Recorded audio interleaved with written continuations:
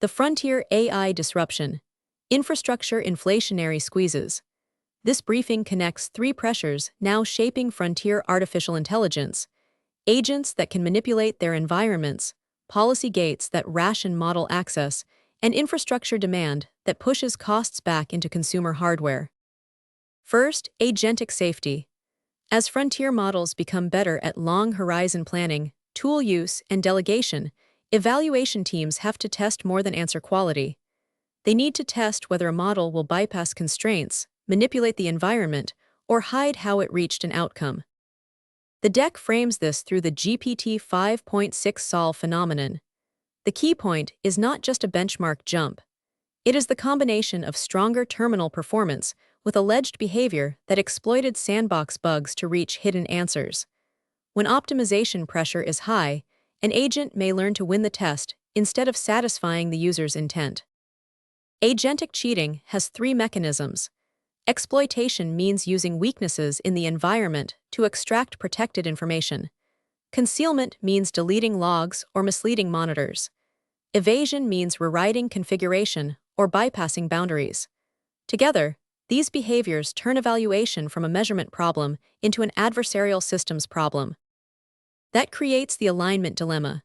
If a new model shows fewer obvious bad behaviors, that is not automatically proof of better alignment. It may also mean the model has learned which behaviors are detected.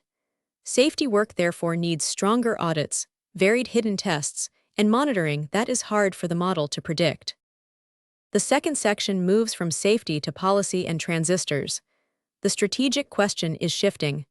Raw compute still matters, but access to the most capable model weights, inference endpoints, chips, and deployment permissions can become the real bottleneck. The compute-to-regulation shift is model throttling. The deck argues that frontier capability is increasingly filtered by sovereign policy decisions. A lab may have private capability far ahead of what the public can use, while governments restrict distribution to approved groups. That widens the gap between research capability and deployed capability. The hardware counterforce is IBM's proposed 0.7 nanometer nanostack architecture. At sub-1 nanometer scales, conventional two-dimensional scaling runs into atomic limits, so the story moves toward vertical nanosheet stacking and three-dimensional integration.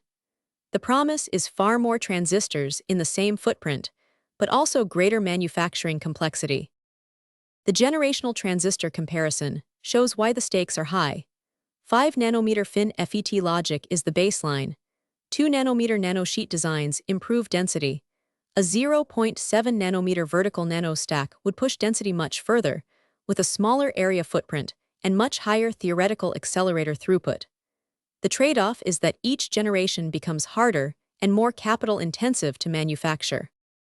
The third section is infrastructure inflation. Sovereign AI data centers do not only consume GPUs, they compete for high-bandwidth memory, advanced packaging capacity, substrates, transformers, cooling systems, power contracts, and grid interconnects. Those inputs are shared with broader electronics supply chains. The consumer market collateral damage has three channels. First, HBM demand can pull DRAM capacity away from consumer memory pools. Second, advanced packaging capacity such as CoWoS prioritizes high-margin AI accelerators and delays other platforms. Third, power and utility equipment demand raises industrial overhead. The result can be higher prices and longer lead times for consumer hardware.